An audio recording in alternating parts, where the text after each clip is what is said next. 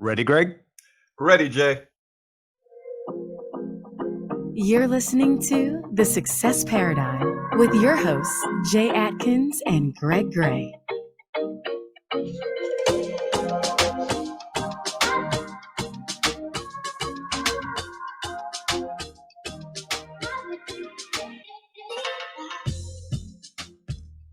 Well, Alex Morizio. This is going to be a fun podcast. You guys need to hang on today because it's going to be something a little different than anyone is used to on a podcast. So my friend Alex Morizio is a board-certified ICU medical doctor at Palmetto General Hospital. He was born in Brooklyn, New York, and raised in Old Bridge, New Jersey. After attending high school, Christian Brothers Academy, and college at Rutgers, he received his medical degree from the Ross University School of Medicine. I'm going to butcher this. He trained at Maimonides. Oh my God! Man, close, bro. Maimonides. Maimonides. See, we practiced that like 12 times before we came on. 12. I still get it wrong. Don't worry. You're only over exaggerating by 11. Medical Center in Brooklyn, New York, and moved to Miami in 2008. Yes. During his training in 2006, a close friend suggested that he perform stand-up comedy to balance his life. Wow, can't even say comedy. He's been hooked ever since. Correct. He goes on stage to perform stand-up on a weekly basis and says it's been a fantastic compliment to his life. Growing up in an Italian house, he was always exposed to cooking and has now taken it to the next level by starting his own cooking show on Instagram with no shirt live called Cooking with Al at 8 p.m. every Tuesday night. Tonight, baby, Cooking with Al. Alex, I'm really excited to interview you. Honestly, I met you a long time ago, and you have changed my life in many ways. And the biggest way is just by taking life so light. First of all, I want to thank you for being on the front line, an ICU doctor. So that means you're on the front line of what's going on in the world right now, and you deserve all kinds of props for that, my friend. And every time I've talked to you, you've had the most positive attitude in the entire world about what's going on and how you're helping people. And I think, we've had soldiers in wars, and I think you guys are the soldier of this war. And I want you to know, and Greg, that we really, really appreciate what you're doing right now to save people's lives and help give people a better life. So thank you so much, man. I want to start with that. Not the best at accepting compliments, but I will accept that one. Thanks, my friend. Appreciate it. You're welcome, man. It's well deserved. I appreciate it. Thank you.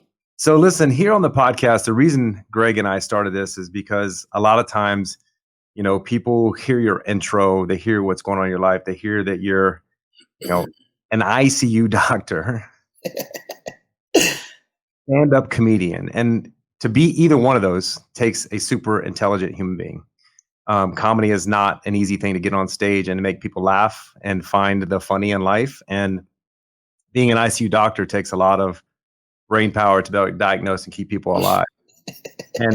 And that glory and what you get out of that, there had to be some failures along the way. And what we like to hear is your process, what's created success. And we're going to ask you some questions around the ingredients of success and what your mindset is and what you've done to get here. And we'd like to start off with that. We'd like to start off with young Alex before he became a doctor. Oh, God. He became a doctor. Why?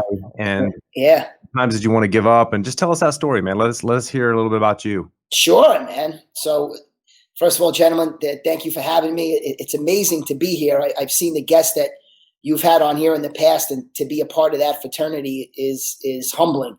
So thanks for even thinking of me in that light. In terms of my story, obviously you could tell by, the ridiculous accent. I was born in Brooklyn to Italian-American parents. My grandparents were all born in Italy. Dad's side is from, the east coast of Italy in Bari, and mom is from, famous Amalfi Coast, which is on the west side, of Italy. My grandfather left Amalfi before World War II, met grandma in Brooklyn, had 3 kids. One of them was my mom. She met my dad in Brooklyn on the beaches of Coney Island in the 1950s when they were 15 and 13. and they got married crazy, right? They got married 9 years later, probably after 67 breakups and a broke-off engagement, but they made it. And then I have an older brother, so he's 3 years older than me, and I was born in Brooklyn and then raised in New Jersey, and I had as fortunate an upbringing, I think, as you could ever imagine. There was so much love and support in my home. I obviously lived with my parents and my brother, but attached onto my house was my grandparents' house. So I grew up with them as well. So there was always constant love, constant Italian hugs and kisses and cooking, and all kinds of activity growing up. It was interesting growing up. I would say I was fortunate to have an older brother who was confident and sure of himself. And I was this little skinny kid. I guess I, had an extroverted personality. Both my parents are, extremely loving, well-rounded, connected people. They love people. They love the world. And I guess they transmitted, that love down to my brother and I. So I am sheerly just a reflection of mom and dad and what they've instilled in me and taught me growing up. And I was a decent student growing up. I wasn't my brother was the stud. My brother's a lawyer. He's a workers' compensation lawyer, has his own law firm in Connecticut. But he was really like a stud student. And I kind of had to follow in his footsteps, which sometimes was not fun. While my brother was getting, A's, I was getting, needs improvement, needs to pay attention, has ADD. So my parents were always encouraging. And I think the greatest thing my parents could have ever done for me growing up, and I made many mistakes, was allow me to trust my instincts and learn from my mistakes. You have no chance at being successful in this life if you're not making mistakes. So at every stage of my life, 4th grade, 6th grade, 10th grade, high school, college, medical school, of course I made mistakes, but you learn from those mistakes and you move forward. I did wind up going to a nice high school called Christian Brothers Academy in Lincroft, New Jersey, Jesuit high school. And it was the first time that I realized that, in order to achieve success in this life, you have to put the time in. And that high school really gave me a lot of love and a lot of structure. And I really developed probably my faith in God in that high school. Really was the core being of developing faith. I mean, I had been, communion and confirmation and those things. But, you're asking me, how did I get to this point? I don't care what religion you're a part of or who you believe in. Just the concept of faith, can really push you forward in this life. So high school was really important for me, not just in terms of learning how to study and have discipline. We all know these terms, but it really taught me how to have faith in God and your path and faith in yourself. So I graduated high school at Christian Brothers Academy, and then I went on to Rutgers College, where in my freshman year, and my brother was a senior at Rutgers. Oh boy. Yeah. Yeah. Footsteps all over the place. Yeah. So I proceeded to sleep in his bushes 3 nights a week, coming back from the bars. And I accumulated a beautiful grade point average as a freshman in college of 1.75, which is below a C. And everybody's saying, oh my God, this guy's a doctor. He's, board certified. And this is what I'm saying. So you're asking me, how did I get to this place in life? A lot of faith, brother. A lot of faith. So I really enjoyed myself in college in spite of even early on, not really producing, the way I needed to and the way I should. But I always had faith that if I really put my foot down, I could do anything that I put my mind to. My parents, right before I went to college, put me in this training session called the Forum. I don't know if you guys ever heard of the Forum. No. You sit in this room with about 200 adults. I think we have Landmark, right? Landmark Forum? Yeah, Landmark Forum. Mm-hmm. Landmark Forum. Okay. You sit in a room with 200 people from all different backgrounds and races and cultures, and you get to see where people are coming from in life and how they've developed the mindset and the mentality that they have. And I really learned, a lot, from the Landmark Forum, just in terms of staying motivated, staying committed, staying true to yourself, loving people. How to manage the subconscious. Exactly. Yep. Exactly. So that was a lot of fun. So I had all these building blocks. How old were you when you went through that? 18. Man, that Crazy. that was a major gift that your parents gave. I 100%. definitely wish that I went through it when I was like 36. So if I would have had that when I was 18, right? So that is a gift that you should be thanking them forever for. That was awesome. And anybody listening, if you've not been through the Landmark Forum, you should send your kids through it. I think it's a great thing, and I'm sure you still appreciate and pull things from that. So thanks for sharing that, Alex. No doubt. I'm gonna call my mom after this is done, and I'm gonna thank her and say, Greg and Jay said to thank you for putting me in the Landmark Forum, even though I didn't want to do it at the time. It's really paid dividends right now. Major. I live in Miami and met you because of Landmark, because it opened up possibilities for me that I could. Yeah. I always live here, and that thing made me say, like, why can't I live here? Yeah.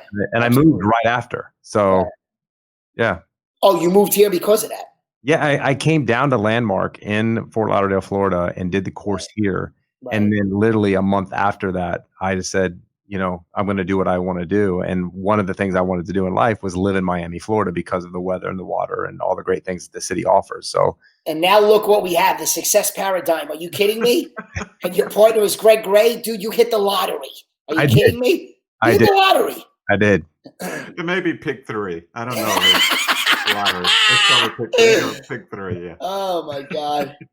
So, I don't know. So, where did we leave off? College? No, college was great. After my first semester, my brother was a good influence on my life. We were driving back to Rutgers because we lived kind of close, about 35, 40 minutes away. Kind of laughing in the car a little bit. He said, look, you probably can't sleep in my bushes 3 nights a week anymore, but maybe once a week is okay, and let's stick with that. So kind of put my foot down, and I grew up in a house where my dad was a type 1 diabetic, and obviously grew up in the house with grandparents who were getting older and losing their faculties. So I was always interested in, taking care of people and loving people, and how am I going to put this to good use? My grades obviously continued to get better throughout college. I dug a serious hole for myself, pretty much after the first year. I actually was trying to find ways at that point to get into, medical school. One of the options that I chose or was in the process of choosing was to go into ROTC, go in the Air Force. And I went through all the training, took the AFO-QT test, which is the Air Force qualifying test. And they realized at that point that I was only 5'6", and I had 20/10 vision. So they were very excited because I scored very high on the pilot's exam, and now they wanted me to be a pilot. So obviously, as soon as they told me that, I went home and watched Top Gun 67 times and was running around campus calling myself Maverick. So I was almost going down this path of going into the Air Force. I couldn't get a clear answer from them in terms of, could I go into medicine? And at the last minute, I kind of pulled out. And it was amazing because the morning I went to go sign the papers to go into the Air Force, I walked downstairs. My mom and dad had breakfast ready. And I just said, I'm not going to go sign the papers, and went back up and went to sleep. And what I was amazed about was that my parents never said like anything like, don't do this, or, or you're crazy, or you want to be a doctor, or you should do this, or they allowed me to use how much trust parents must have in their child, right, to not say anything. And if I went into the Air Force, I'm not saying it would have been bad or good. Maybe I would have wound up at the same point that I did. But, we're talking about success. And I think one of the key ingredients to developing success is really getting to know yourself and really trusting yourself and your instincts. And I think part of that is surrounding yourself with amazing people, who know you as well. But inevitably, these big life decisions, they come down to you. So you have to buckle down and kind of trust yourself, through some advice with others to make these instinctual decisions. So I think part of the success also is, eating right, sleeping, and staying in shape. I would say, those are huge successes for me. I believe in God. I go to church on Sunday. I pray at night. So I think all those things helped me. And I would say I'm grateful to my parents and my brother, of course, my grandparents too, that was always present in the house. I don't think it was things that were always said, because you don't really do a lot of the things that people say. You do a lot of the things that people do. And my dad was a great example of that. My dad caught an unlucky break. His younger brother, when he was 29, got killed in a hit-and-run car accident. And we had type 1 diabetes in the family. And then a few months after his brother got killed, my Uncle Bobby, who died in 1971, I was born in 74, maybe 72, he died January. My dad had adult onset type 1 diabetes. And it really altered his life and obviously my mom's life. They still stuck together, obviously. This was a few years after they were married. So could you imagine what was going on in my mom's head? Like, oh my God, I want to develop a family with this man. And now he has diabetes, and it's 1972, a little bit of a different diagnosis back then. So I always think about how loving and courageous and dedicated my mom was and is, to my dad. So then, Air Force thing kind of fell through. I finished college, and I was, actually in a serious relationship with a beautiful woman at the time. And I knew I wanted to be a doctor. And, I had applied to actually physician assistant school at Yale. My uncle was a orthopedic surgeon, the chief of orthopedic surgery up there. He says, don't worry, apply and you'll get in.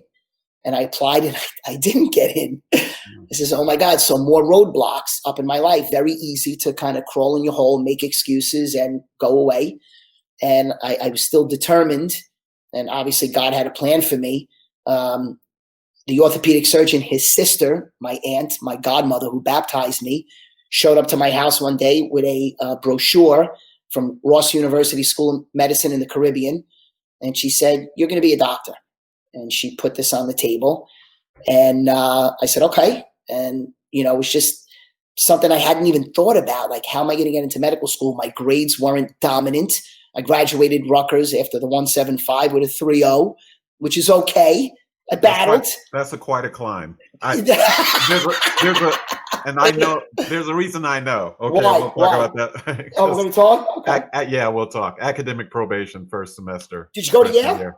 No, I went to Oberlin College. Yeah. Oh, like that. I mean, amazing. So Mm-hmm. like how you dig yourself in this hole. It's like, how do I get myself out of this? So I don't know. I had an interview for medical school. I applied. It was in the winter. I was back home in New Jersey. The interview was in New York City, and it was in February. And the interview went well. And the man that interviewed me was like, look, let's be honest. You don't have the greatest grades. You have nice personality and you're an engaging person. And I don't know if that's going to be enough. So, we'll let you know. And I went home and joking around the next day in February, I went to the mailbox and I jokingly walked in and said, ooh, look, Mom, Dad, I got the acceptance letter. And my dad said, don't worry about it. He said, you'll get in on May 15th. So, I graduated college already. I was working as an EMT in an emergency room, observing a lot and doing a lot, CPR during cardiac arrest, taking blood, seeing a lot of trauma. So I was, staying dedicated and within the field, knowing that this was something that I really wanted to do. And May 15th came and I got the mail and nothing was in the mail. And my dad felt really bad. My brother was home from law school at the time. And my dad says, man, I feel really bad. I thought you'd get into medical school today. I says, I wasn't even thinking about it for 3 months. It wasn't even a thought in my mind. I just was living life and trying to be as happy a person as I can, just naturally living and enjoying the day and being in the moment. And I think that's kind of the fun sometimes of growing up and being younger and a little bit more carefree than when you get older. I think we think a little bit too much. So about an hour later, the phone rings and my dad and I are having a beautiful conversation about, I never forget, we were talking about food. And, my dad was getting a little bit sicker at the time. He had unfortunately, a few strokes. So he was a little debilitated, he wasn't working as much, and he really started cooking. I mean, this man was cooking like amazing stuff. We had beautiful fresh garden, tomatoes and basil and zucchini, and the zucchini flowers that you fry, beautiful, delicacy. And my brother comes outside and he says, the medical school's on the phone. So literally, still not thinking anything, I'm on hold. And my dad comes through the back door and he's crying. Maybe I'd seen my dad cry twice in his life. I honestly thought he stubbed his toe coming through the sliding, glass door. So I said, what the hell is this guy crying about? He's kind of in my face, and this woman comes on. She says, Alex, it's Phyllis. She says, I feel terrible. Did you get anything in the mail? And literally all the thoughts, it was like getting struck by lightning. I says, no, I didn't get anything in the mail.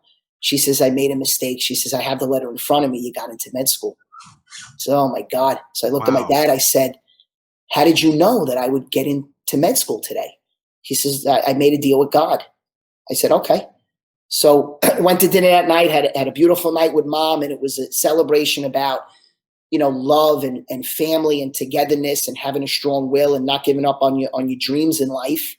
And, unfortunately, my dad woke up the next day and he had a massive stroke.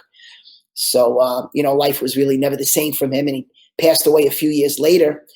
But I mean, literally, I was so touched that this man had picked the day. It's like a father would do anything and sacrifice for his child. You try to rationalize what did it really mean? Sometimes, is it really a coincidence? I don't really believe in coincidences like that. Yeah. So I was always motivated by that, throughout my learning years. I wound up going to med school at Ross, which is on the island of Dominica, which, looking back on it, people would say, oh, you went to med school in the Caribbean. It probably was the greatest 20 months of my existence. It was the most beautiful, natural place to be. The people that lived there loved you and welcomed you and fed you and treated you, as if you were their own. And I was their own. And I'll never forget it. I mean, the love that I felt there. It's like, oh, I got to leave home. I'm going to this. It was so much love there. I didn't even think about Jersey or Brooklyn. So I had a great time in medical school. And the first 2 years are on the islands, all books. And it was crazy because they accept 330 students, and it's 5 semesters of within the first 2 years. And only 100 of you went through 5 straight semesters without failing. I went through 5 straight semesters. I really was ready to swing the bat at that point in my life. I was just pumped up. I was so pumped that it was like, what a gift, God had given me. Like, oh my God, I'm going to be a doctor. Like, I'm really going to enjoy this. So I really narrowed down in life to the nitty gritty, exactly what I wanted to do. I'm a loving person. I grew up in a very nice house, very, very fortunate. I was around sickness my whole life. I saw my dad die young. I saw my grandparents grow old and die, and we had to take care of them and physically lift them in and out of a bathtub. So I was like, all right, we're going to put this to good use. So I came back. That was, 1998. Oh my God, I'm 45. I'll be 46 this year. So that was, 98. I graduated medical school after my 2 years of rotations in 2002. And obviously internal medicine was my choice. I chose that as a residency. And 3 months into my residency, this is why it's nice to have people in your life that are influential. I met a man. He was the head of the ICU. His name was Chanaka Senavaratne. He's from Sri Lanka. And I had never seen a human being put it all together like this. This man was so influential for me. He was so book smart, so emotionally smart, such a ludicrous communicator, and so beautiful with people. And I remember being on rounds. I had never met him. And by the time we got to the 3rd bed, because he leads the rounds, I said, I want to be like this man. I want to be an ICU doctor. And that was my 3rd month as an internal medicine resident. Wow. And I had 3 more years to go. And in my exit interview as an intern, because they have to evaluate you, he said, well, how'd you like the rotation? I said, I said, I want to be you. And he was laughing. So a few years later, when I applied for the fellowship spot of lung and ICU specialty, which is another 3 years, I had a buddy of mine who's down here now. He was a year ahead of me, and he was my chief. And he said, I'll put a good word in for you. And it worked out. I got the spot. And I stayed in Brooklyn. The residency was, and the fellowship was at Maimonides Medical Center in Brooklyn, New York. What is that again? Where is that again? Maimonides. Okay, So that was Borough Park, Brooklyn, which was a predominantly Hasidic Jewish neighborhood, but it was multicultural. I mean, Chinatown was, 3 blocks one way. The Italian neighborhood was here. Every race and creed that you could want was here. We had a large Haitian population. So it was just beautiful. It was like real life. You got to be, a part basically of the United Nations. And I love that. Like, I love being around different people from different areas of the world and different backgrounds. And it just was an incredible place to train, not just medically, but communicatively and emotionally. It was so much fun. I got to learn so much about people, and obviously that's, for me, one of the things that I truly desire in life is getting to know people. So I finished, all my training in Brooklyn, New York in 2008. And then as a famous man once said, I took my talents to South Beach. So I came here. I took my talents before LeBron did, damn it. Okay? Just to be clear. Yeah, just to be clear, LeBron, okay? I know you're the king. I know you're the greatest ever, but please, come on now. So I don't know. I mean, look, I still had roadblocks at that time. I mean, I moved here in July of 2008. Dad passed away in August of 2008. Intensive care unit culture was not fully developed in Miami at that time like it was in other parts of the world. And what I mean by that was the ICU was very unstructured. It was doctors coming in during the day for a half hour to see 7 or 8 patients and then going back to the office. And the outcomes weren't that good because there was a lot of things that was happening in real time: cardiac arrest, heart stopping, patients stop, breathing. And no one was there in real time. So the medical community in the mid-90s, started to develop structure around the ICU so that those patients can have better outcomes. And we had a medical director at that time. I mean, I'm an attending. When you graduate your fellowship, obviously become an attending physician. I was in the hospital for 8 months, and he was a great guy. He just had some difficulty getting along with people, and he always wanted to be right, which there was a little bit of merit to that, but he had a difficult time massaging other physicians.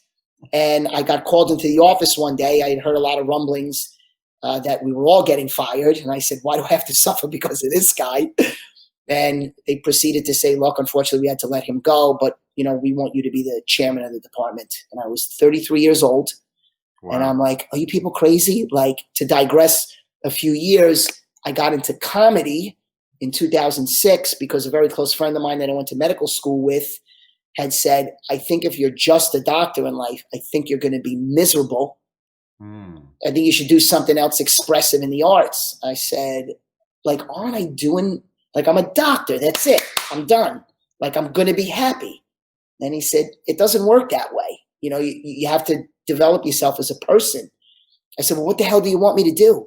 He goes, bro, you are one of the funniest people I ever met. He goes, be a stand-up comedian. I thought this guy was nuts. So he became a full-fledged musician. He's a family practitioner, brilliant guy. And we lived I lived in Brooklyn. He lived in New York City, but I would always go visit him. And we always would go to the Comedy Cellar. And one of my favorite comedians of all time is a comedian called Godfrey. Godfrey's been in movies. Did the 7-Up commercials. He's just a dominant presence. He's domination. If you want to see anybody dominate the world, just go look up Godfrey. Guy was incredible. Is incredible. So I saw him one night and he destroyed the room. I mean, destroyed it. And it's such an intimate comedy venue. You walk right outside onto the street and he was standing outside. So I didn't really know the culture of stand-up comedy. I hadn't been on stage yet. I was kind of practicing on a microphone. And some cute girls walking by and, I said hello. And He was a very engaging man, and we got into each other's stories.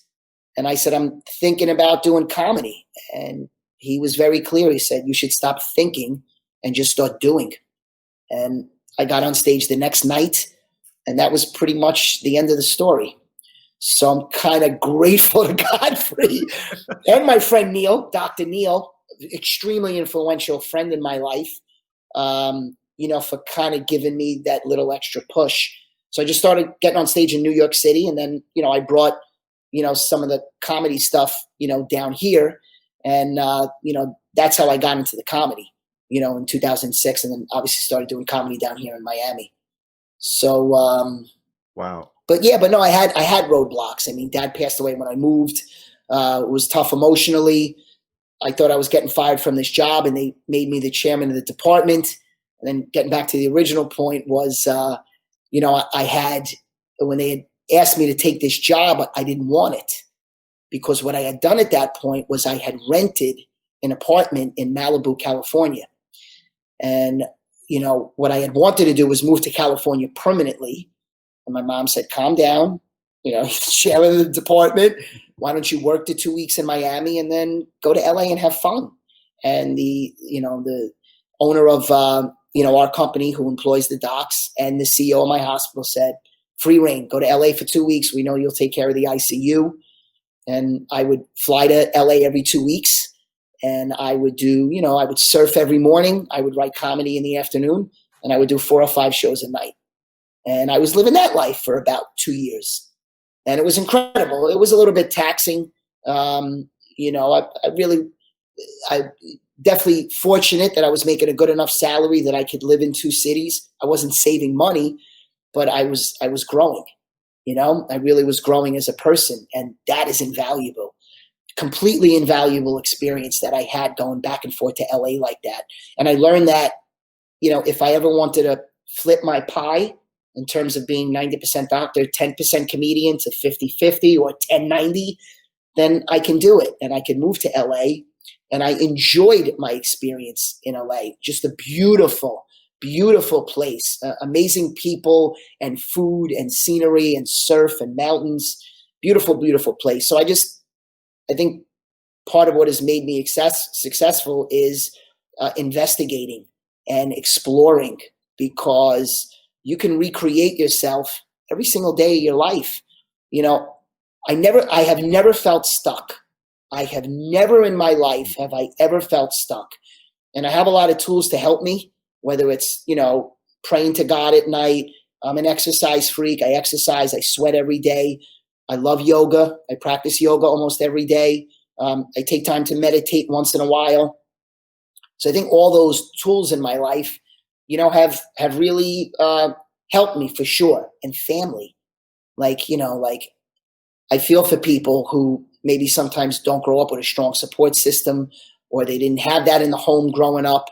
I wish we could, and I think we do, find a way to love and communicate with those people and let them know that, hey, it's okay. That you didn't have that growing up, that, this is your life. There's no turning back. So, let's make it happen. Let's love one another and let's support one another. No matter where you converge with someone on the journey in life, you can bring your experiences to them, and they can bring their experiences to you. There's so many influential people I could sit on here and talk for 2 or 3 hours. Jay-Z is somebody I think about every day. You and I were on academic probation and in a hole. Think about the hole that he was in at 14 years old. Think about what that man has become. He's one of the titans of the world ever in the history of mankind. And think about where he came from and what was going through his mind and his eyes and his actions at 13, 14, and 15. And it was funny, I crossed paths with him. I saw him at the Limelight in the late 80s, early 90s. Him and Fatboy Slim walked by me, and I never forget it. And we didn't really, you kind of knew who he was at that time, but you felt the breeze. You felt the breeze. Wow. And he crushed the Limelight that night. So how cool is that, bro? Come on. That is full circle. Crazy. Yes. So if there's anytime people get down in life or they don't think they could be a success, look at some of these people who have mentally, the willpower to overcome whatever it is your path was, there comes a certain point where you kind of have to be responsible for yourself. So I think I continue to live with that, every day in my life. All the things I grew up in my house, even thinking of people who maybe weren't as fortunate as I was, what they had to overcome, that their stories are inspiring. So I don't know. I've been talking for a little while, telling you about my story. It's fascinating. So Yeah.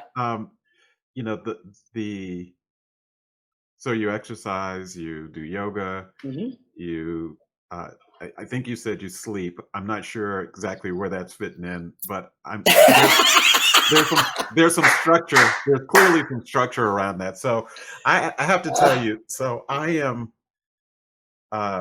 These are all things that Greg don't like to do. Yeah, that's pretty much.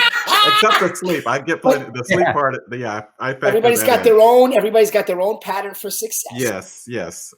So I have to tell you that as much as my mom is 80. She has COPD. She's a smoker from 50 plus years, and so Right. when I knew and heard, where some of your specialty is, I know that you don't catch a lot of people before those decisions. You catch a lot of people after those decisions and the life of those decisions. And so I think I can kind of understand why that suggestion was made to you, that you need to do something else that is going to let your spirit breathe a little bit beyond that. But I'm Nice phrase. always curious around, because comedians to me are some of the It's crazy. most effective public speakers Right. there are on the planet, because the trick is always to make it look like, everything I say I didn't write it. It's all off the top of my head, But when you study the Seinfelds and the Dave Chappelles and all these folks, and it is really, it's not just, it's a craft that people work at. I remember Eddie Murphy saying, they asked Eddie Murphy once, was he going to get back into comedy? And he said, be a stand-up comedian again. He said he didn't think so, because he didn't know if he could go 9 months not being funny again. Think about it. Yeah. Think about it. Yeah. Think about it. So that's as much discipline as there is in medicine, and I know there is, those folks like yourself that are able to actually get on the stage and make people laugh who've paid. It's one thing to make people laugh incidentally at Starbucks. It's another thing when they have a receipt. And you're like, I just paid money to see him. Somebody has to do this. Oh my God. Yes. You're So the question I have is, where did the comedy come from? Because for different people, it comes out of different places. Sometimes it comes out of difficult places. Sometimes it's escapism. Where does your comedy come from, and how is it serving you? And what can be some pretty difficult days, especially here now, day in, day out? Where was it born? It's a full range of, man, these are great questions. It's a full range of emotion, Greg. I grew up in an expressive, Italian house, battling for attention. Okay. So I would say, the comedy probably started, at the kitchen table. When I started doing comedy, I bought this book. It was a woman wrote the book, and I literally opened up to page 1, and it said, if you are Jewish, Black, or Italian, close the book. Wow. Because in the background, it's just, you're probably talking about backgrounds that is so expressive. Right? Yeah, Jay, yeah. You're not a part of that crew, baby. Sorry. One of us doesn't belong anyway.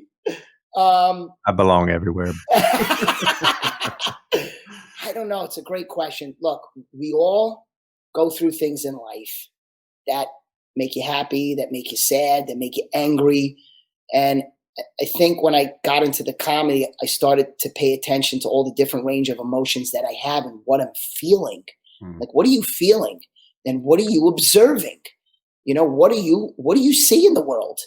So I would say it definitely bore, from those things. I'll tell you, my style of comedy is very different, and it's very crazy. People think I'm nuts because I write all my stuff down and I'll rehearse it here. But what happens is I'll get in front of an audience, and I could do this at the Improv in front of 400 people, and I literally just go off the cuff. And I'll just see somebody in the front row, and I'm like, yeah, what's up? And then I just go. So I hate myself sometimes because as I'm ready to walk through the door in front of 400 people, the first thing that goes through my mind is, I can't believe you're going to do this. Like, you're so unprepared. How do you not practice jokes? Like, I'm going to kill you. Like, come on.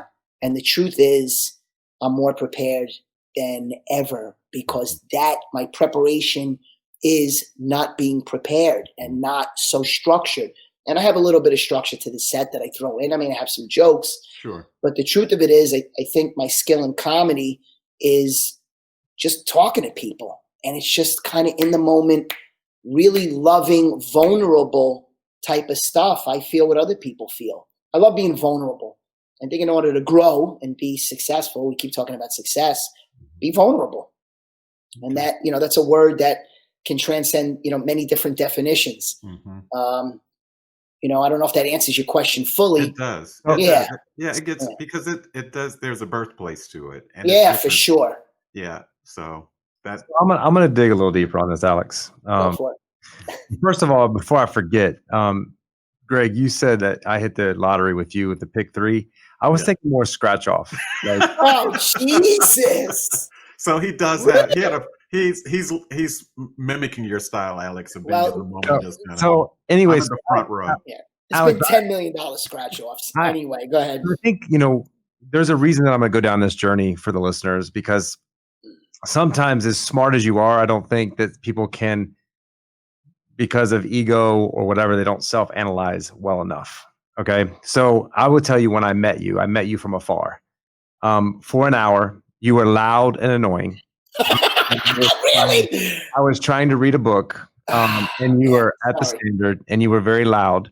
Right. And I was just like, I wish this guy would be quiet because I'm really trying to read this book. Okay. And I'm just being completely honest with you. Go for it. Go for it. And then I judged you. Right. Because that's what we do as human beings. I'm just being real and authentic right now. I judged you, and I was just like, man, this guy is crazy. Like, why is he got to be so loud? And then I met you. You introduced yourself to me. Okay. And we connected instantaneously. And I felt guilty during the entire conversation that we were having. I don't know this story, Greg, just so you know. Really? I haven't shared with you, but I'm learning a lot about you too through this. That's why I'm doing this podcast. So then I felt guilty during the entire conversation with you because I was like, this is a really great dude. Like, super. And it was my own thing. I just wanted to read a book in silence. I came to chill, and you were loud, and you were, and then I got to know who you were, and I watched you and this gift that you have with people, that there is literally not a stranger in your life that exists. I mean, we walk down the street the times that we've spent time together, and there's not anybody that you don't know, or there's not anybody that's not going to know you. Right. So this talent, I think, comes from the way that you were brought up. But I think this talent comes from this desire to impact people's life with lightness. And I think that's why you get so fulfilled by comedy. And it's so easy to go into a room because your life is that. Your life every day is making people laugh. Because when people laugh, I see your face light up. Nice. And I think that's, where you don't really realize it because it's just who you are, but it comes from somewhere. And I think what you do can be learned because I've studied you. I've watched you. Nice. I've watched how you bring things out of people. And I think what you and everyone listening needs to do is you need to find those people in your life that inspire you, or something like, so you said something earlier. You met a doctor and you said, I want to be that. Right. I want to be you. Right. And I think that's where success is you have to find something that lights you up. And for me, I love to make people laugh. Greg and I cut on each other all the time, but it's only to make each other laugh. Right. I mean, if I give Greg a compliment, it's not going to make him laugh. Right. It's going to make him feel good, but I'm not trying to make him feel good. I'm just trying to make him laugh. I wouldn't know, honestly. So when it happens, I'll send you a text, Alex, and to let you know Right. how it I mean, landed. do it every now and again when he's Oh my God. doing it very private. I don't even do it in writing because I don't want him to share it with people and be like, look what Jay said. Um, so I think that's, something that you could pass on to your children, because I know you're going to have a family and you're going to be an amazing dad because you're just an amazing human being. I appreciate that. But I think to the people listening is you really have to pay attention and not judge, because I judged.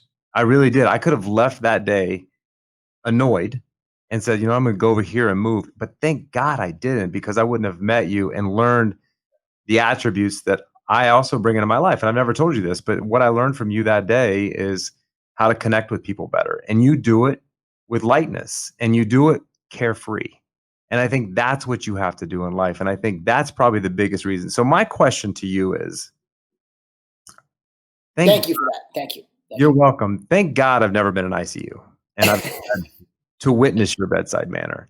But I can only imagine somebody that's in the ICU or the family, more importantly, because usually if you're in ICU, you're not really with it.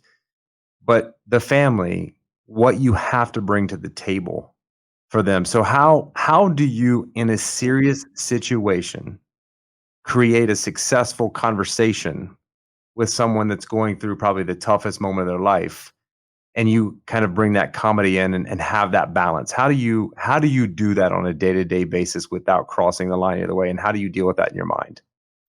It's amazing you say cross the line. I don't know how it happens. I'll do the best I can to explain whatever happens. I don't think I've ever crossed the line. No, I know you haven't. I'm saying, how do you incredible. No, I know, but I'm saying even for myself, like, and you hate giving yourself credit. I'm bad at that, but that's what this is about. It's amazing. Again, I think it goes back a little bit to instincts. Look, first of all, I've been there, and my dad has died. I slept in the same bed as this man when he died in a hospice. So I know what that's like. My grandparents got old and died in front of me. So, I mean, at this point of your life, I mean, I'll be 46 in October. We've all seen, close people in our lives pass away. So that comes in the room with me every single time. And I know for sure that I'm never callous to the situation. It might be my 10,000th time going through someone who's very sick and passing away, but it might be that family's first time. So I will never walk in a room and be like, all right, we're doing this again. Hi, how you doing? Ba, ba, ba. I don't do that. When I walk in the room, I don't even walk in the room and let the family know anything about the patient yet. I introduce myself. I always say, I'm sorry your loved one is so sick. How you feeling? How are you? And then I don't get into the immediate story of why the patient's so sick. I want to know about who's in that bed. I go into their past and I say, tell me, about your uncle or your aunt or your mom or your dad. What is life like for them? How did they grow up? And, when did they start to get sick? When did you start to see maybe things start to go downhill? And then I think when you start to make connections with people and they start to realize, because a lot of the family members are completely blindsided by how sick their loved one is. And it's very hard to convince someone when you just meet them that their loved one is dying. So I wouldn't say it's rude. I don't think it's the best way to go about connecting with people and a family who's going through an absolute catastrophe. I mean, these are like atomic bombs going off in their life. These are the most cherished people in their life, and they're dying. So I will never walk in a room and say, look, let's get hospice. They're dying, bad smoker. Forget that. You really have to go backwards in order to get the full spectrum in the story. And in the beginning, it's great to spend an extra 20, 30 minutes literally sitting down and connecting and talking. And I'm never too busy for that. If any doctor tells you, I got 20 more patients, it's one patient at a time. I mean, if an emergency rises, you run. Obviously, you tell the family I have an emergency, I'll be right back, and then you come back. But I love that. I mean, it's kind of the same way we connected at the Standard when we met. And it's the same thing. There's so many families that are very angry, and it's my fault, and they're antagonistic. And part of being a doctor is you take on that burden. I don't go back at them with the same anger and frustration and wow, what do you mean you're blaming me? That's part of being a loving person, is absorbing their pain and lack of understanding of what's going on. And then you start to develop a little bit of a relationship with them, and then you develop at least some trust. And then you sit with them and maybe you go over some lab work and you show them some x-rays and you stay in the room together and you let them know. I always let them know, I love your dad. I love your mom. I'll do the best I can. And so will the whole team. Don't we all love each other? I say I love you probably 100 times a day, if not 500. I mean, I don't know. Is there a rule or a law that says the doctor has to be stoic and, you've got COPD and you're not doing well and you're on life support? What? Arms open. Hey, I'm so sorry. I love you. Let's talk. Who is this person that's in the bed that I am grateful enough and humbled enough to take care? Thank you. I always tell the family, thank you for trusting me and let me take care of your loved one. Thank you. That's awesome. I don't know. Yeah, I mean, everybody has their way. It takes all different kinds of people to love and, take care of, whether you're a doctor, a nurse, whatever the spectrum is. But that's my way. And I would say that's the way. So I gotta tell you, so I'm listening very closely to what you're saying, Alex, and here's what struck me with what you just said. And you may have thought it out loud, maybe you haven't, but you enter the ICU the same way you enter a comedy club. Same way. I mean, when I was listening to the way, because when you talked about, I prepare for the comedy, I do all my writing, but the room dictates what I do based on what I feel in that space, and then it just happens. And then the way you describe because you could go in with a chart and have everything mapped out and talk about all the things that you're going to, but you're entering both of those spaces exactly the same way. Crazy. And which is, well, first of all, it has to make life, it means you're consistent as a person, because I think it would be, if you did anything different in one of those spaces than the other, I think people would be able to see right through you like a pane of glass. Absolutely. Absolutely. Like we see people every single day. Right. So I have a real appreciation for that, because there's a consistency in what you just relayed that I didn't want anybody to miss when they're listening. So Very good. You prepare yourself, but when you're in the space, let the space breathe into you where it is you need to go, because you can't project it. There's people that laugh the hardest are some of the people in the greatest pain. And so there's medicine there too. I'm sure you've made that connection a number of times, but there's medicine there too.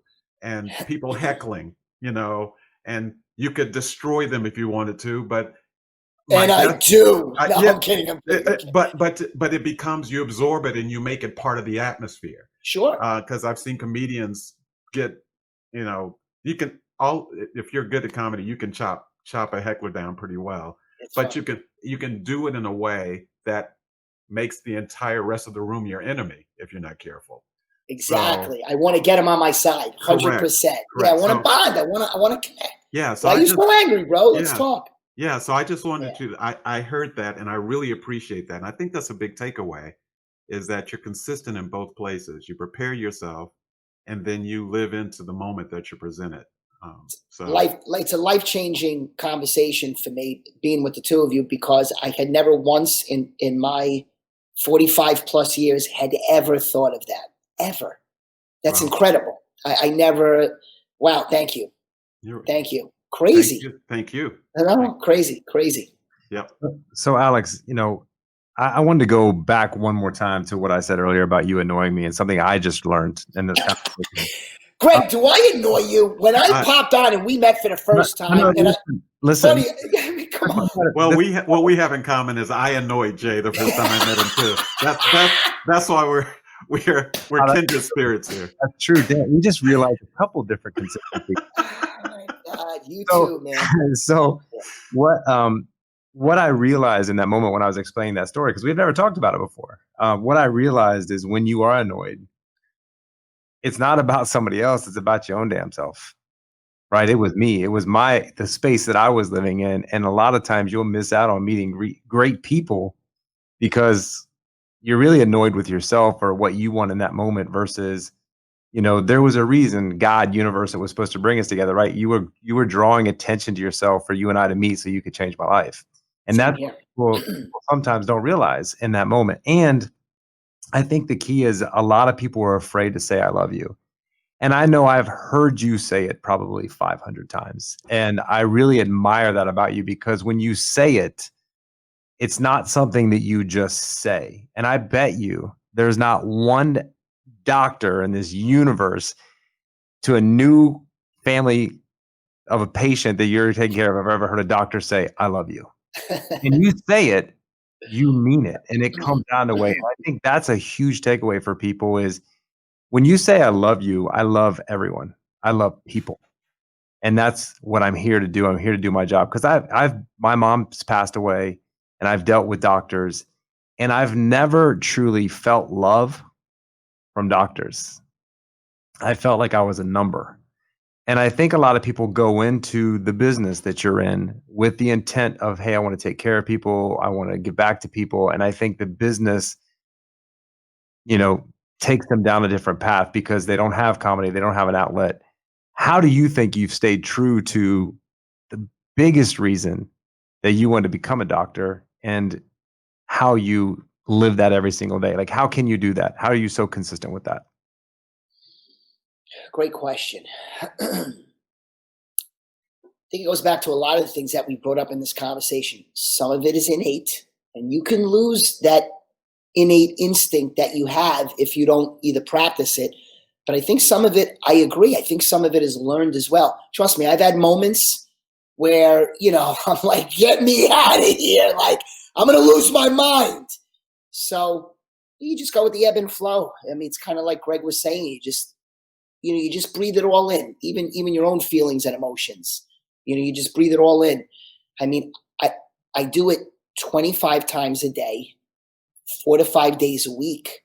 I don't know. I think when you choose something that you really love, it's hard. It's hard. I wouldn't say it's hard to lose it. Yeah, but I think a lot of people do. They lose it. I don't know. I haven't lost it yet.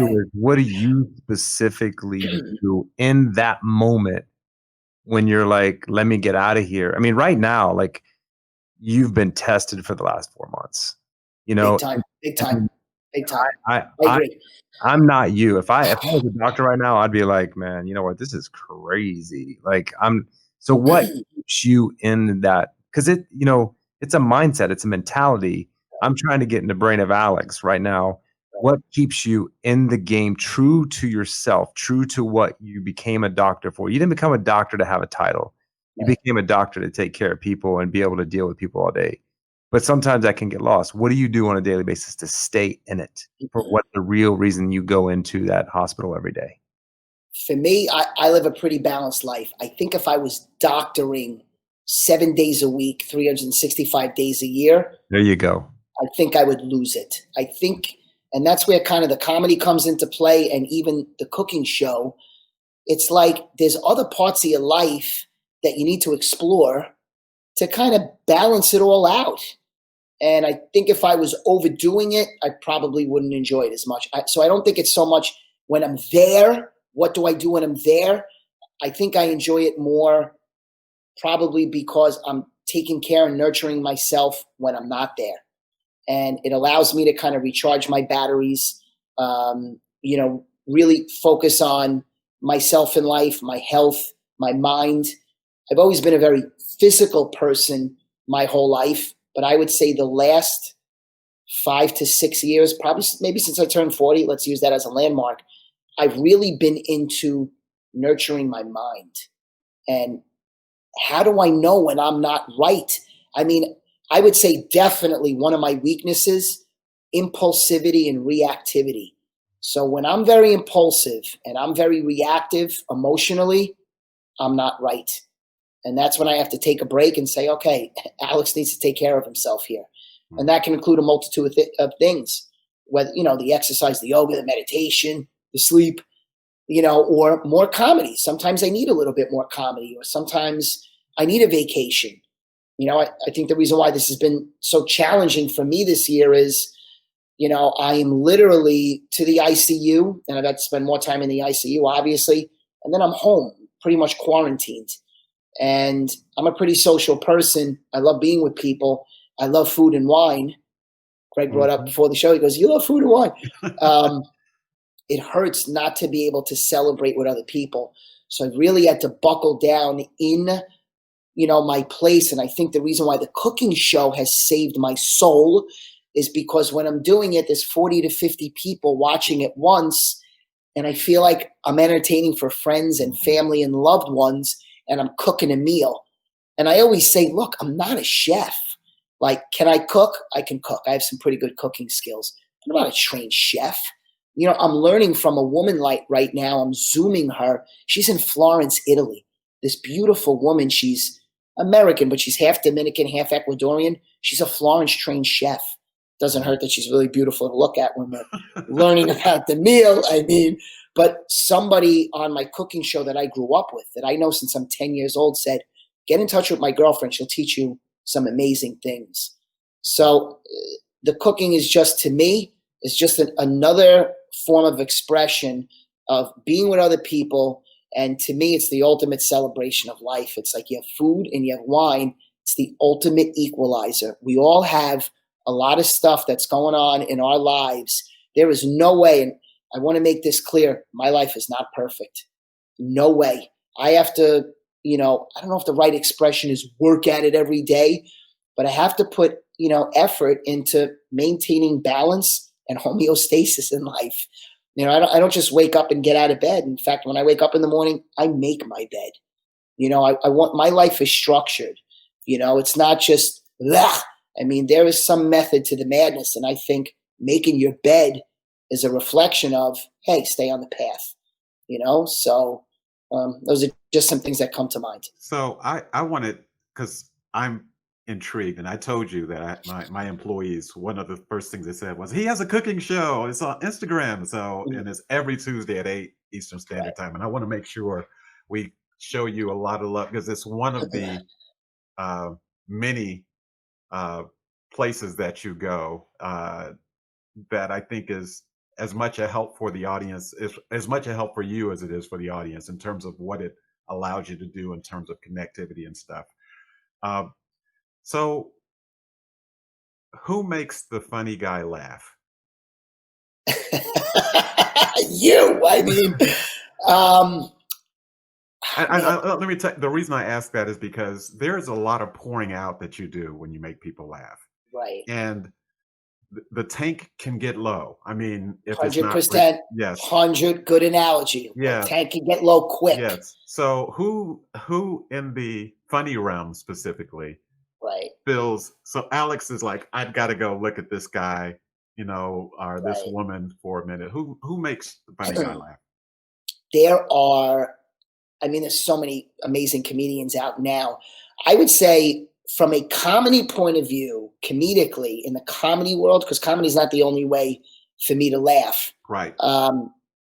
Good point. In any particular order, Hannibal Buress, Sebastian Maniscalco. There's a woman now in LA starting to blow up. Her name is Jessime Peluso. She's outrageous. Margaret Cho is ludicrous. I throw things at the TV because she's living in a world that I can never dream of. And it's such a she's so expressed. Margaret Cho is amazing. Who else do I love? I'll make you laugh. I never, ever, ever laughed at Seinfeld in my life for whatever reason. And I never laughed at the show. And a buddy of mine said, listen to me, please go watch his new special. I'm telling you, whatever special is on Netflix, whatever he has, screaming.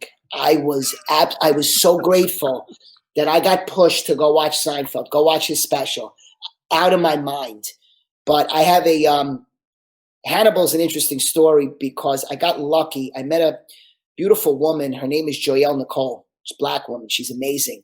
Her best friend, believe it or not, is Dave Chappelle and the wife.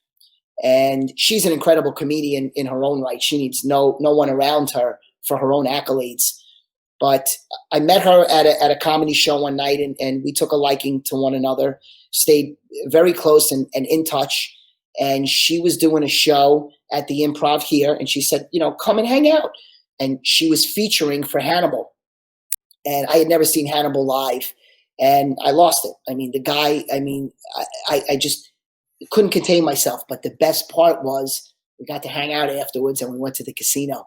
Oh, And I got to play blackjack with Hannibal for about an hour. He was funnier at the blackjack table than he was on stage, and that's saying a lot. I mean, just natural people who are living in the moment, whether you're a comedian or not, I would say that probably makes me laugh the most. You don't need a microphone to make me laugh. You need to be natural. You need to be here now. And I struggle with that once in a while. We always, oh, I want to do this, or I haven't accomplished this, or sometimes it's kind of nice to do this. Mm-hmm. And to be quite honest with you, we're talking about, whether it's success, but I'm going through some stuff right now. There's other things in life I might want to explore, whether it's being a business owner, or celebrity is a horrible term, bringing the cooking show to another level. Mm-hmm. So my mom is an incredible woman, and I had been expressing to her, I'm not really, where I want to be in life, this last month. And she's like, are you nuts? Like, look at what you have. And she knew I was doing the show today. And she said, you're going to get on a show with 2 other people who are brilliant, and you're going to have a conversation with them about your life. How about you just enjoy the day? And I'll be honest, this has been one of the best days of my life today. It's been one of the best days of my life. And that's, like I said, my life's not perfect. Man, I've been struggling, for the last few weeks with all these thoughts in my mind, and, I should be doing this, or I want to do this. I think what makes me laugh, living in the moment and being present and being here now. And I think if we can all do that, it'll really alleviate a lot of those other voices in our mind that are a deterrent. So I would say that is what makes me laugh the most. I mean, think about the 3 of us. I mean, Greg, we never met, and you made me laugh the whole damn show. I mean, it's just if you're natural, man, you got me. You got me good. So I would say comedically, that's what gets me the best. Well, this is what I want everyone to hear Alex just said. What you have, Alex, the reason you've been struggling for the last 2 weeks, first of all, trust that process. That process is drive. That process is definitely. Yeah, so, agreed. There's nothing wrong with being in that spot and wondering, hey, what's next? How can I take this to the next level? That's something that you should admire about yourself. That's something that other people should admire about other people. I admire to hear you say that. Like, I can feel your struggle of, what's going in a couple weeks, couple months, you're going to figure it out. Right. I mean, the thing that you've done with the cooking show, a passion that you also bring comedy into, because I've watched it. Right. And I get on there and I cut up with you, because my goal is, if I can make you laugh, I feel like I've had some success in my life being right? Like, I'm always trying to say funny shit on text, or last night we were texting at 1:30 in the morning, like random. I couldn't sleep, and we're just texting back and forth at 1:30 a.m. Like, just it was good. Yeah, it was funny. I was dying. My objective is getting a laughing my ass off, on good. That was good. Oh man. So anyways, that's drive. And I love hearing that, because you're not stuck. I mean, people that are successful always want more success. And I love to hear that from you, that you want more. And on your cooking show, you can do whatever you want with that, man. You have the personality. And the thing that you did is you took action. And that's what everyone needs to hear too, right? You constantly are taking action towards. Listen, it was on Instagram. You had 10 your first show. I saw, right? Then I was I kept seeing you advertise it. I was like, all right, this is cool. Alex is with this, adding something to his repertoire. So it's nice to see that. And I think the other thing that I want people to learn from you, and I think comedians do this best, is you make fun of yourself before anybody can even make fun of you, right? And you don't take yourself serious in every conversation. Literally, when we met, we talked about it on the show. You're like, dude, I'm 5'6". Are you cool hanging out with a midget? Is that cool? Is that gonna mess your reputation up? That was the first thing we met, and I'm just even if I was thinking, Greg, and this guy is I can't hang out with him. He's too short. I would never think that, but I'm just if it crossed. Oh man, come on, We played off each other amazingly, amazingly. But you just have this way of putting it out there, and people love you. Like everyone that I meets love that. Alex, all of my friends. I mean, you've come into circles of friends that I've been friends with for 15, 20 years. And the thing that everyone says is, I love Alex. I got the most comments from my wedding from you. Like, you were a complete stranger to absolutely every single person at the wedding. Right. And comments from all my friends, dude, that Alex dude, he's hilarious, man. He's fun. He's a hoot. So that's the gift that, that just keeps on giving, is the fact that you make fun of yourself and people automatically just remove all the barriers that they would have with, like, who is this guy? Like, is he real? So I think that's a gift that I don't know who you learned that from, but it's a great gift that I think a lot of people listening can implement that into their life and create a lot of success with people, because this is what Greg and I both know.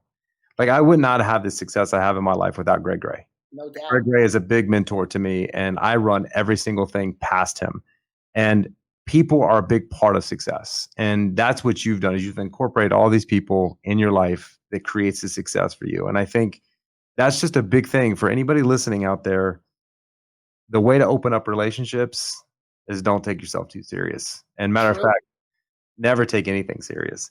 So a couple quick questions, and this was unplanned, and we're going to go a little bit longer if you don't mind. I know you got your cooking show coming up that you got to prepare for, but I want to ask a couple more questions. I'm sure Greg has some questions, but you know what I want to do? I want to ask you some questions around COVID, because I think our listeners would like to hear. I would like to ask them some real questions. I'll do my best. Because media is talking about some other things, but I want to wrap this up, and then I want to ask some questions about COVID and get an expert's view on this that works in the ICU dealing with lungs. If you wouldn't mind, would you mind doing that with us? No, yeah, let's go. Sure. Okay, so real quick, Greg, do you have any other questions that you want to ask? No, I just, not a question, just a statement of the comedians that you mentioned. So I'm familiar with all of them because I only watched three things: Marvel movies, news, and comedy. That's what else is all I there? do. By the way, I have an amazing comic book collection, just so you know. So do I, from way back in the day. Absolutely. I love you. You're my man, bro. Absolutely. Oh.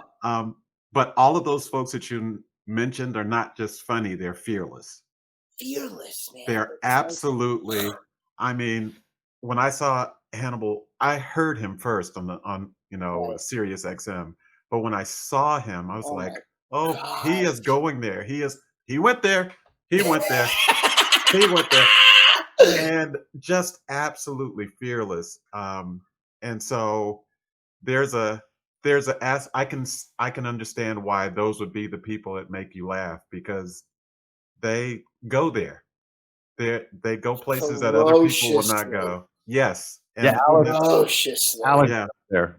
I wish I could have taped the blackjack table with him. It was not like it was just, how does this guy do this? Yes. Like, his mind was moving so fast. I was like, I never met somebody that smart. It was, and so natural in my entire life.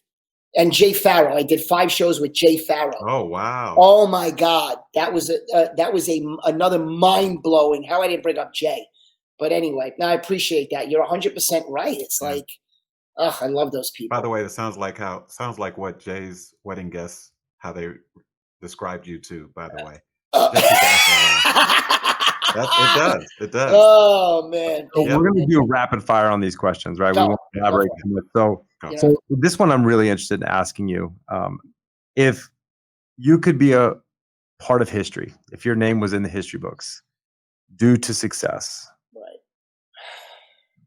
and you could leave 3 things to be known for, 3, just, it could be a sentence or a word, 3 things that you would want to leave all humanity with, that you want to be known for and that you want to leave here. This is your legacy.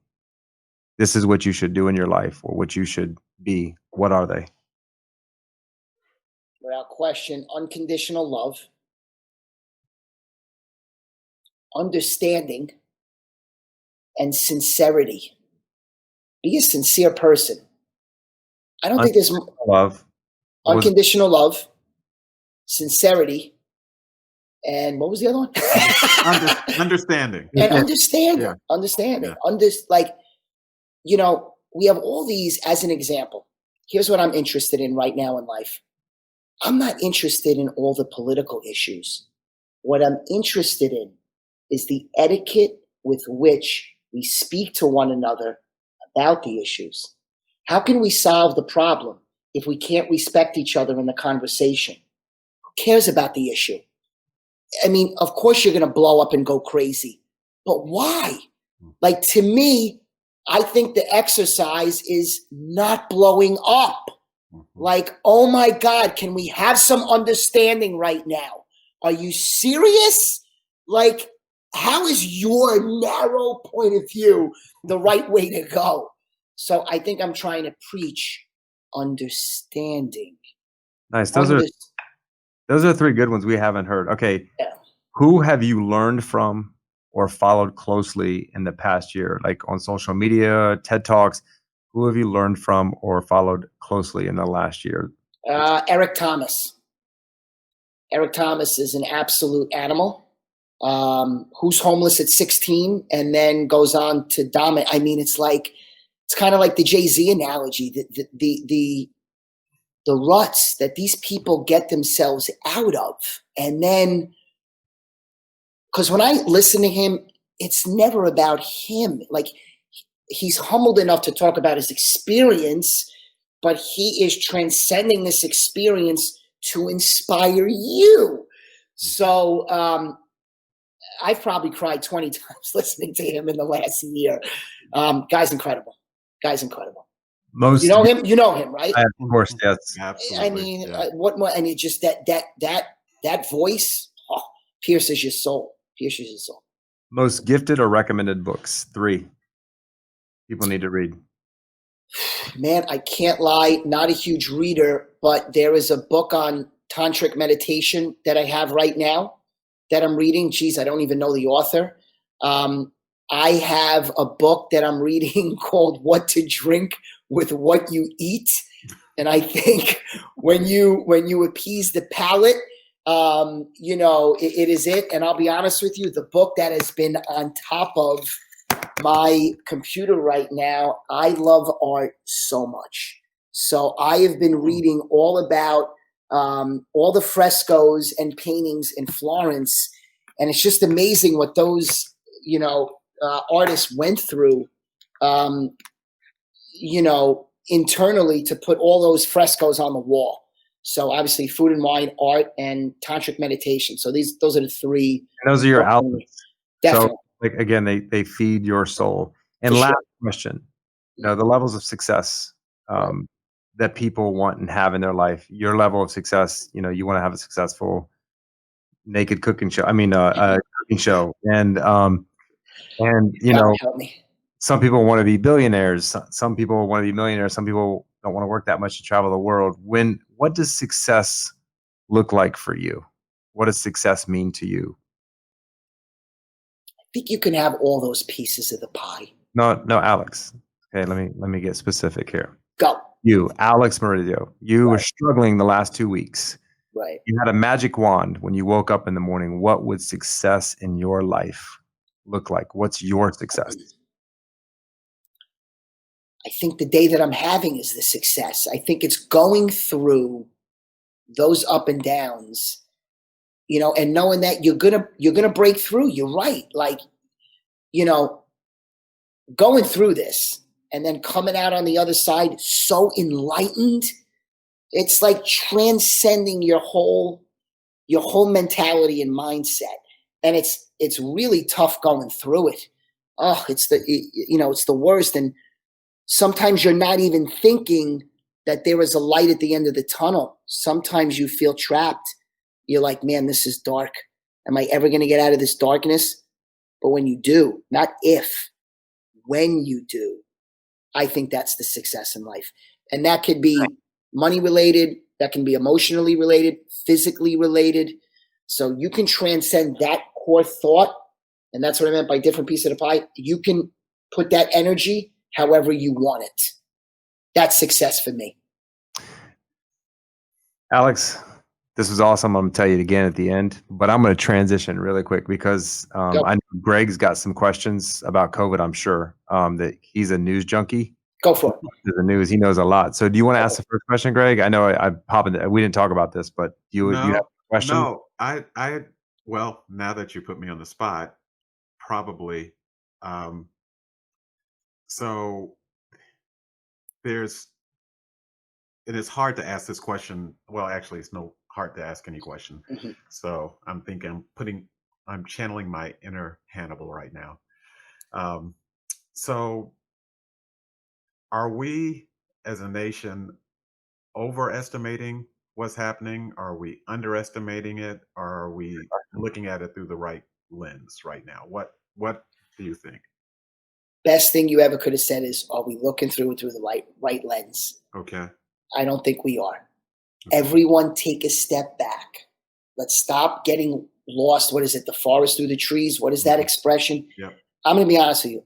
I'm a triple board certified doctor. I have no idea how to interpret any number or anything that they're putting out there. Here's what I think. This is what my gut and my mind and my heart combined are telling me.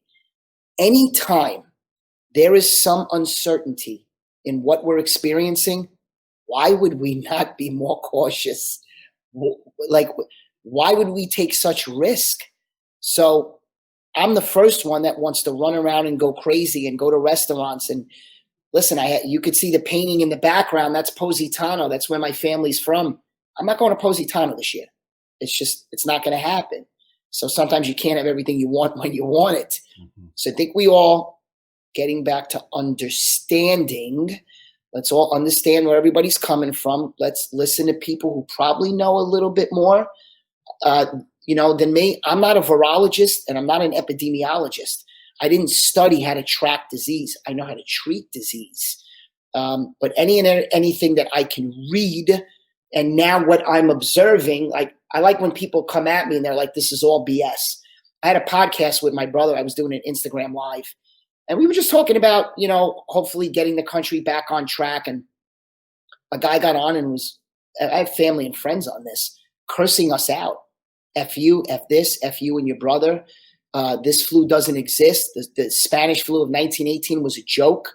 I can't, and obviously it goes back to he's probably upset, because he can't work and maybe can't provide. So, and believe me, understand where he's coming from as well. Listen, all we could do is put the facts and tell you what I see. The first wave was absolutely slam dunk, no questions asked. Don't even bother to try to debate me. 100% necessary to quarantine. The hospital that I trained at in Brooklyn, New York, Maimonides, which is a 600-bed hospital, had every single bed filled with COVID patients. My mentor, Dr. Senavaratne, the Sri Lankan doctor I was telling you about, who it's impossible for this man to lie, they had half that hospital on life support. And the problem with those patients is they stay on life support for a month and they dwindle away. They had 30 to 35 patients die a day, for weeks, maybe up to a month at a time. I mean, astronomical numbers. I mean, whatever it is. So that first wave, yes. Did we do what we were supposed to do and flatten the curve? Absolutely.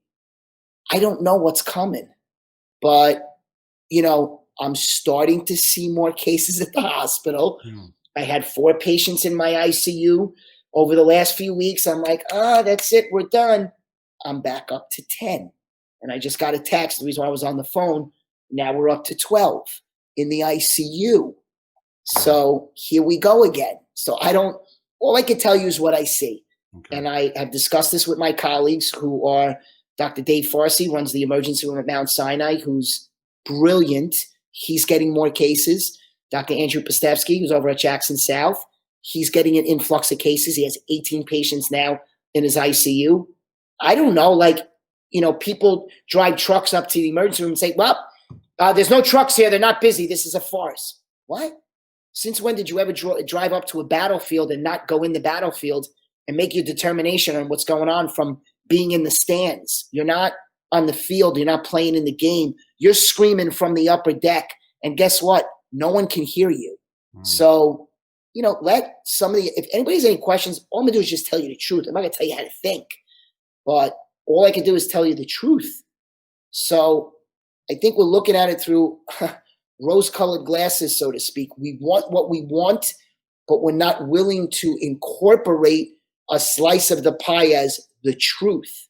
So I think we might be in for it again. I think we might be. So let me ask you. Oh yeah. So let me ask you a couple questions just for people listening. So I heard you say you want to go out to restaurants. Do you think that it's a bad idea to go out and have dinner in an outdoor space and have dinner?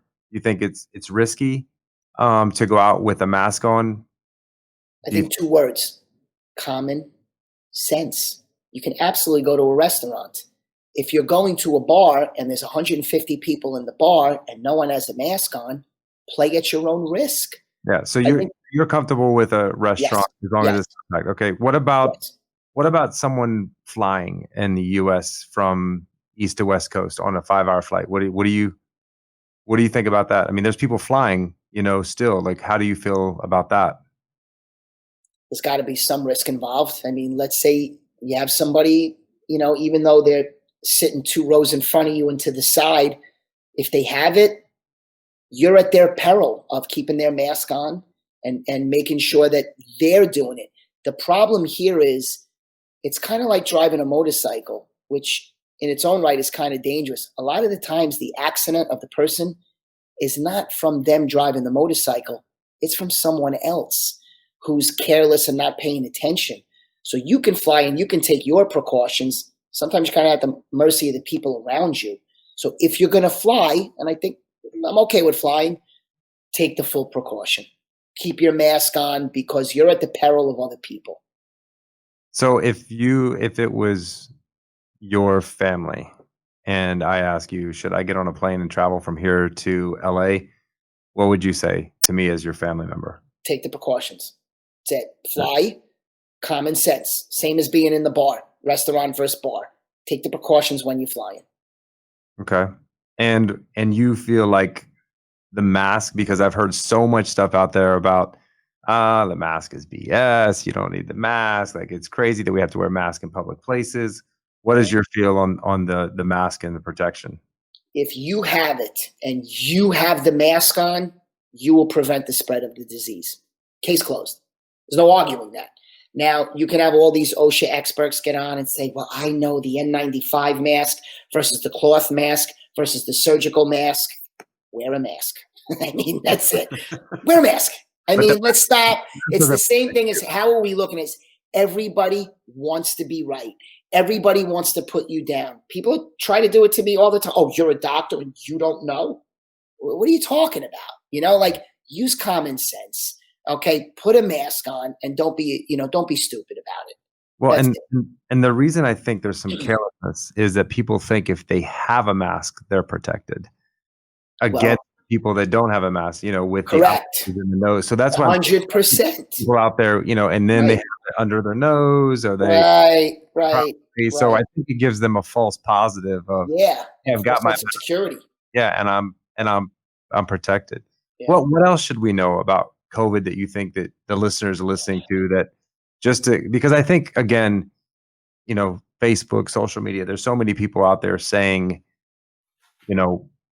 it's all BS or, what, taking precautions, but what is the protocol exactly? Wash hands, wear a mask. Absolutely.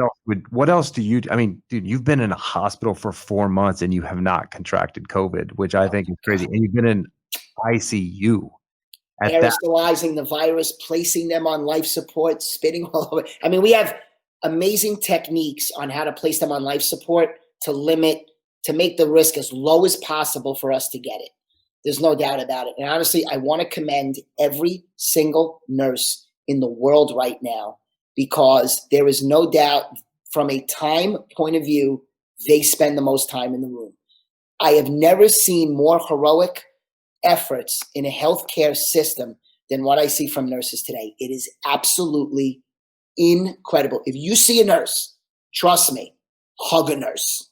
I mean, it is outworldly what the nurses are doing today. The amount of love and time with the risk is that there's nurses who've died from this. There's nurses who've died. There's doctors who've died. There's a lot of nurses who've passed away because they've gone in the room, battle, like you said, and they get sick and they die. Think about that. So that's what I'm saying. Like, everybody has to understand what everybody else's eyes are seeing. Even this man on Instagram who was cursing me out, have compassion for him. He can't provide for his family right now. So how do we make this work, from that guy to the nurse dying in the room? Look, what should we do moving forward? I feel safer in the room sometimes with my spacesuit on than I do out in society. Wow. Because I know I'm fully protected in the room. Like, I know I'm in war. I mean, there's sometimes when the war is over that stray bullets have killed people, so to speak. And we don't know what battle is coming next. I have no idea. It's even the treatment plans for it. I'm not in a lab determining treatments for it. I have faith in our scientists that they are guiding us in the right direction on what to do. So when people call me and say, you're probably that idiot doctor that, listens to big pharma, and gives this medicine, like, that's what we have. That's the relationship. I'm not the one in the lab creating all these medicines, whether it's remdesivir, which is basically an HIV med, an antiretroviral, which has shown some benefit. We have plasma now, plasma infusion, where you get blood from someone who's had it and developed some immunity to it. You spin it down, you get the antibodies, and you infuse that into the patient who has the coronavirus, who's, sick with it. That has shown some benefit. And obviously, I'm praying, just like everybody else, that we get a successful vaccine that doesn't harm anyone, that is for the greater good, and then we move on with life. I mean, that's as much knowledge as I could bestow. I can only do, what I'm taught and what I'm reading. So that's it. I can't develop, the actual cure for it. That's not my place in the world. My place is to treat disease. And I'm listening and loving and hoping that Big Pharma, which does amazing things, even though we only want to see the bad things that we think they do, I have faith in them. So let's go. Let's all pull in the right direction. All right, one last question. Go. Working out and diet, probably the most important time that we need to focus on this right now, because that can help, correct? Correct. Yes. Okay. Yes. Awesome. For sure. Well, Alex, before I do your recap, as long as I can read everything. This is the. Listen, last time it was good, Greg. You just need to. This time it's going to be perfect. He's reading his own handwriting, and we get through about 2/3 of it on average at this point. Again, Greg over exaggerating every single situation. Like I said, lottery, scratch offs. I just want to thank you, Alex, for being in my life. First of all, we're building this podcast around people that we know, and I'm so fortunate to have people like you and Greg in my life that are super successful, that I've been able to learn from. So thanks for taking the time today to do this with us and have a fun conversation, a light conversation. And, follow Alex on Instagram. He's hilarious. Watch his cooking show. If you're ever in Miami, go to one of his stand-up shows that he has every Monday. Tonight at 8 Tonight at 8 o'clock, right. Dr. Alex Morizio on Instagram. And if you're Cooking with Al. I'll have his shirt on. If you're watching this later, it's on 8 o'clock on Tuesdays, and I know he's going to stick with it. And maybe you'll see him on primetime or on Netflix or Hulu or something like that in the future. That's the goal. But Alex, again, thank you, man, for being a part of my life. Thanks for doing this for us today. Thanks for being such an amazing human being to humanity and helping so many people feel light when things are so heavy. Appreciate it. So I'm going to do your recap. So the things that are important is to be confident, to be sure of yourself, trust your instincts, learn from your mistakes. You have to put time in to witness success. Have faith in yourself. You can do anything that you put your mind to. Get to know thyself, trust thy instincts. Eating right, sleeping, and working out are the things that keep you balanced. You do what people do. Be the example. Don't overthink. Don't give up on your dreams. Don't always try to be right. Stop thinking and start doing. Growing as a person is invaluable. Test yourself constantly, investigate and explore, reinvent yourself every single day. Meditate, willpower to overcome all. Learn about people and ask lots of questions and make connections. Have balance, don't overdo it. Always take care of yourself. Nurture your mind. Don't be impulsive or reactive. Make your bed every single morning you wake up. Be fearless. And then the books are the Tantra, meditation, what to drink with what you eat, and art. And person that you follow closely this year is Eric Thomas. And the three things that you would love to leave the world with is unconditional love, sincerity, and understanding. Those are all great attributes of success. And again, we thank you so much for your time and what you do on the front lines every single day, Alex. I love you, brother. God Love bless you you, guys. Alex. And Greg Gray, we're friends now, baby. Yes, we Let's are. make this Yes, happen. we are. Let's next level. Next 100%. level. And Jay, honestly, thank you for this, and thank you for bringing Greg into my life. My mind is moving. We got a lot to share, and there's a lot that I want to sit down with you guys and talk about. I know you guys can help me in my life in ways that I can't even imagine right now. So I'm grateful that honestly you brought Greg into my life. It's going to be a difference maker for me. Already is. Awesome. So I appreciate that. I just realized I think I cursed more than you did. Listen, I don't think I said not one foul word. Not one. Not one curse. And I'm from Brooklyn, New York. That's a miracle. We come out of the womb saying F you. It's like this was incredible.